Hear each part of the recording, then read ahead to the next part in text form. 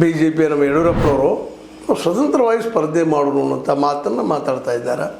ದೇವೇಗೌಡರು ಅದನ್ನು ಮಾತಾಡ್ತಾ ಇದ್ದಾರೆ.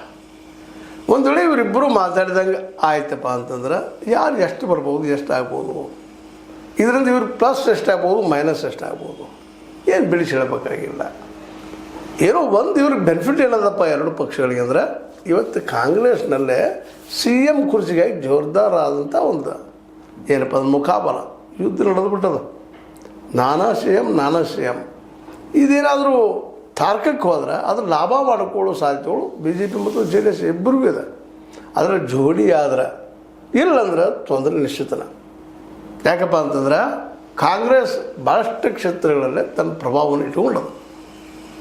ಅದು ತಾರ್ಕಕ್ಕೆ ಏರಿ ಹೊಡೆದ್ರೆ ಲಾಭ, ಹೊಡೆದ್ರಂದ್ರೆ ಯಾರೊಬ್ಬರು ಜಿಗಿದು ಹೋಗೋದು. ಒಂದು ಕಡೆ ಸಿದ್ದರಾಮಯ್ಯನವರು ಒಂದೇನೋ ಪ್ರಗತಿರಂಗೆ ಮಾಡ್ತೀವಿ ಅಂತಲೂ ಹೆಜ್ಜೆ ಇಡ್ತಾ ಮಾತಾಡ್ತಾ ಇದ್ದಾರನ್ನೋ ಸುದ್ದಿಗಳಿದ್ದಾವೆ. ಇನ್ನೊಂದು ಕಡೆ ನನಗೆ ಸಿ ಎಮ್ ಮಾಡದಿದ್ದಾರೆ, ನಾನು ಬಿ ಜೆ ಪಿಗೆ ಹಾರ್ತೀನಿ ಅನ್ನೋಂಥ ಮಾತನ್ನು ಮಾತಾಡೋದು ಏನೋ ಅಂತ ಇದ್ದಾರೆ. ನಮ್ಮ ಡಿ ಕೆ ಶಿ ಅವರ ಬೆಂಬಲಿಗರು ಮಾತುಗಳನ್ನು ಗಮನಿಸಿದಾಗ ಮೋಸ್ಟ್ಲಿ ಇದು ಬಿ ಜೆ ಪಿಗೆ ಹೆಲ್ಪ್ ಆಗ್ತದೆ 2028ರಲ್ಲಿ ಅನ್ನೋದ್ರಲ್ಲಿ ಎರಡು ಮಾತಿಲ್ಲ. ಯಾಕಂದ್ರೆ ಕಾಂಗ್ರೆಸ್ ಈ ರೀತಿ ಒಡೆದು ಹೋಯ್ತಪ್ಪ ಅಂದ್ರೆ ಆಗ್ತದೆ, ಆದ್ರೆ ಹೊಡಿತದೇನು ಕಾಂಗ್ರೆಸ್, ಅದು ಈಗ ಸದ್ಯದಲ್ಲೇ ಗೊತ್ತಾಗುವಂಥ ವಿಷಯ. ಯಾಕಂದರೆ ಈಗ ಒಂದು ತಾರ್ಕಿಕ ಅಂತ್ಯಕ್ಕೆ ಬಂದು ನಿಂತದ ಕಾಂಗ್ರೆಸ್.